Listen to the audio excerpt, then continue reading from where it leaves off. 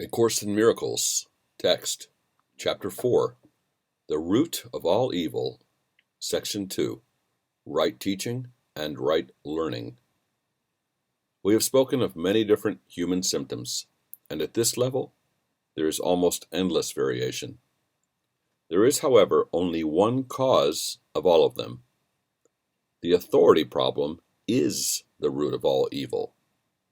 Money is but one of its many reflections, and is a reasonably representative example of the kind of thinking which stems from it.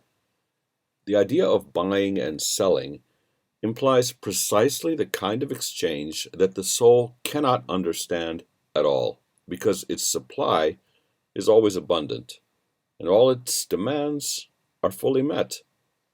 Every symptom which the ego has made involves a contradiction in terms. This is because the mind is split between the ego and the soul, so that whatever the ego makes is incomplete and contradictory. This untenable position is the result of the authority problem, which, because it accepts the one inconceivable thought as its premise, can only produce ideas which are inconceivable. The term profess is used quite frequently in the Bible. To profess is to identify with an idea and to offer the idea to others to be their own. The idea does not lessen, it becomes stronger. A good teacher clarifies his own ideas and strengthens them by teaching them. Teacher and pupil are alike in the learning process. They are in the same order of learning, and unless they share their lessons, they will lack conviction. A good teacher must believe in the ideas which he professes, but he must meet another condition. He must also believe in the students to whom he offers his ideas. Many stand guard over their ideas because they want to protect their thought systems as they are. And learning means change.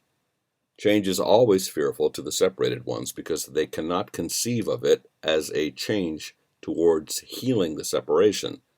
They always perceive it as a change towards further separation because the separation was their first experience of change.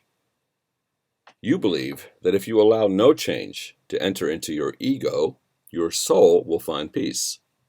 This profound confusion is possible only if one maintains that the same thought system can stand on two foundations. Nothing can reach the soul from the ego, and nothing from the soul can strengthen the ego or reduce the conflict within it. The ego is a contradiction. Man's self and God's self are in opposition. They are opposed in creation, in will, and in outcome. They are fundamentally irreconcilable because the soul cannot perceive and the ego cannot know.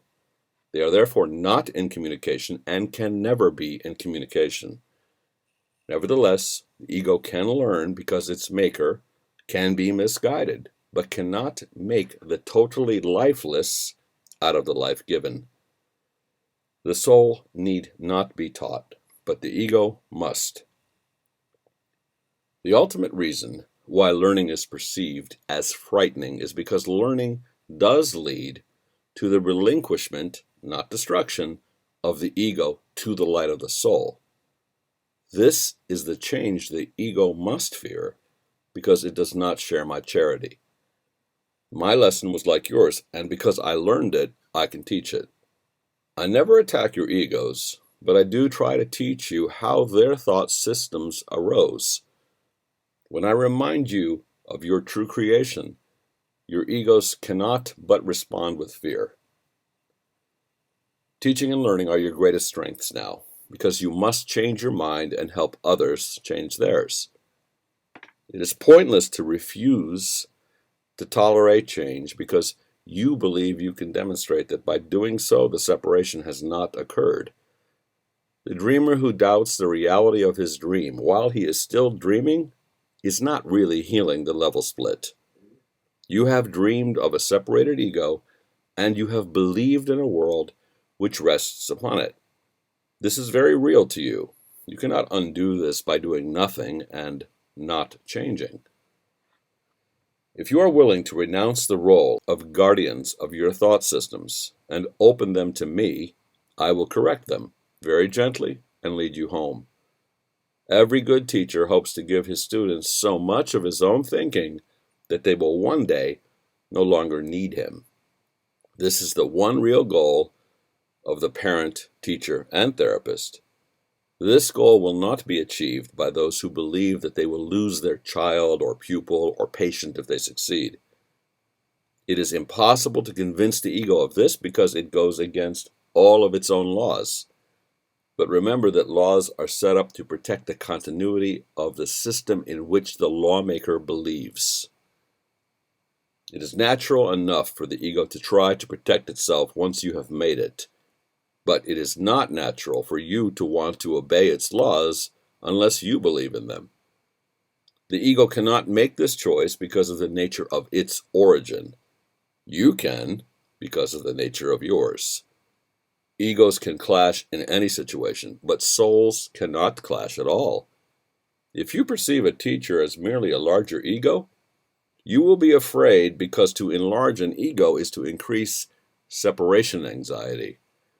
I will teach with you and live with you if you will think with me, but my goal will always be to absolve you finally from the need for a teacher. This is the opposite of the ego-oriented teacher's goal. He is concerned with the effect of his ego on other egos, and therefore interprets their interaction as a means of ego preservation. I would not be able to devote myself to teaching if I believed this, and you will not be a devoted teacher as long as you maintain it. I am constantly being perceived as a teacher either to be exalted or rejected, but I do not accept either perception for myself. Your worth is not established by your teaching or your learning. Your worth was established by God.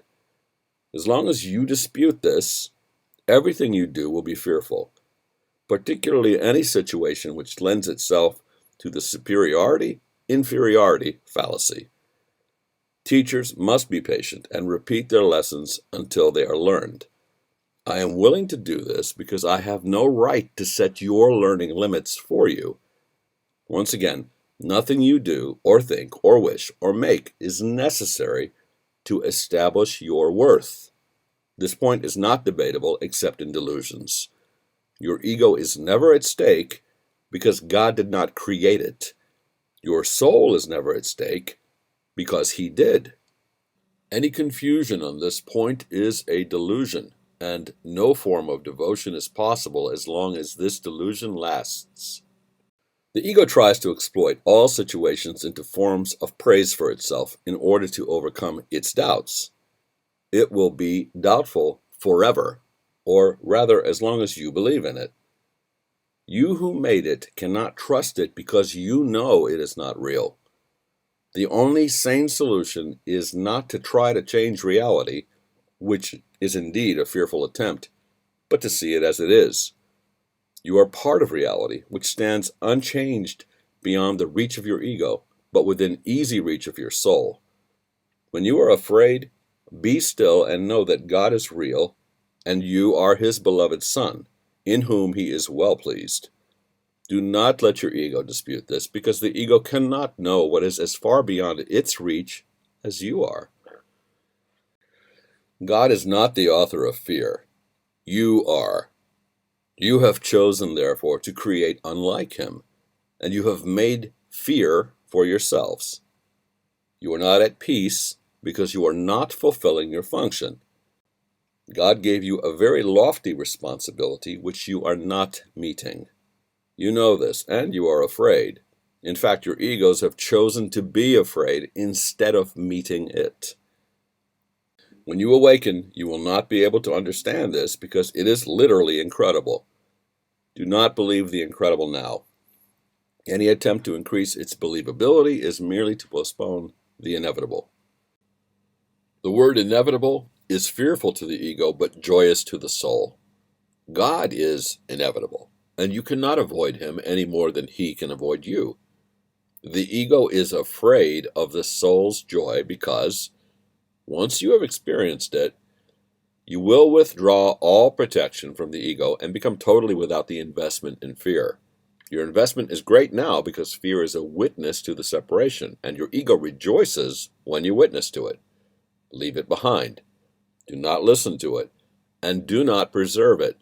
Listen only to God, who is as incapable of deception as are the souls He created. Release yourselves and release others. Do not present a false and unworthy picture of yourself to others, and do not accept such a picture of them yourselves. The ego has built a shabby and unsheltering home for you, because it cannot build otherwise. Do not try to make this impoverished house stand. Its weakness is your strength. Only God could make a home that is worthy of His creations, who have chosen to leave it empty by their own dispossession.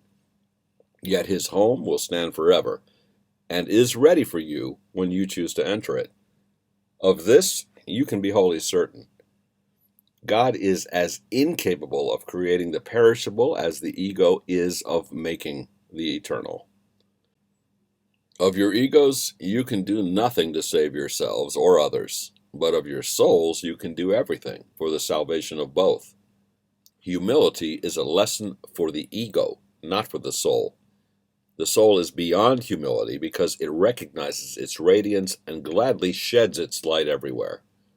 The meek shall inherit the earth because their egos are humble, and this gives them better perception. The kingdom of heaven is the right of the soul, whose beauty and dignity are far beyond doubt, beyond perception, and stand forever as the mark of the love of God for His creations, who are wholly worthy of Him and only of Him. Nothing else is sufficiently worthy to be a gift for a creation of God Himself. I will substitute for your ego if you wish, but never for your soul. A father can safely leave a child with an elder brother who has shown himself responsible, but this involves no confusion about the child's origin. The brother can protect the child's body and his ego, which are very closely related, but he does not confuse himself with the father because he does this, although the child may. I can be entrusted with your body and your ego simply because this enables you not to be concerned with them and lets me teach you their unimportance. I could not understand their importance to you if I had not once been tempted to believe in them myself. Let us undertake to learn this lesson together, so we can be free of them together. I need devoted teachers who share my aim of healing the mind. The soul is far beyond the need for your protection or mine. Remember this: in this world, you need not have tribulation, because I have overcome the world. That is why you should be of good cheer.